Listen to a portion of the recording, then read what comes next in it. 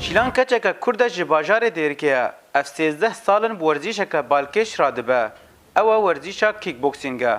Di lehengiyên kêbirkan de li ser asta Herêma Cizîrê û tevahiya Sûrî welatên Ereb de bejdar bûye. Gelek xelatên zêr û zîv û bronz bi dest xistine. راسي رياضة كيك بوكسين منطقة مدى قالكي دعماي كيمة عليه بطولات عليه معنوية عليه تشجيع يعني عم تخوازن قالكي رياضة بيش بكبي جبر حصلت بطولات جمهورية تشاركين بطولات عرب هنا آسيا يا عالم يعني هنجيم هو رياضة تبليزي بطولة بهتر خبراتها تشيد بي احتكاك تشيد بي دا خوازيام أفج باجاري ما جستر إقليمات جزيرة بتخوازن بطولات تشيكن جبر ما جبر بيش بكبي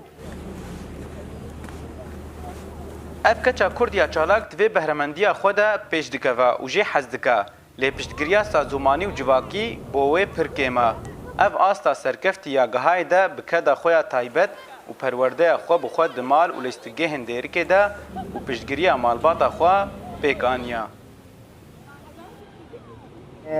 Rojavayê Kurdistanê de wextê jin dileyîst yanî gelek nebaş didîtin digot jin nebaş e vê leyîstkê bileyzê ama Şîlan yekemîn di bajarê Rojava de vê leyîstkê leyîst û gelek jinê Kurda jî perwerde kirin û leyîstin heta gihan ser asta Sûrî jî leyîstin pêş ketin daxwaza me û hêviyê me ji jinê Kurda tevayî ku keçê xwe hemî bielmînin pêş bêxin vê leyîstikê ji ber navê Kurda bidin xuyakirin û serê Kurda di her cihê de jî bilind bikin.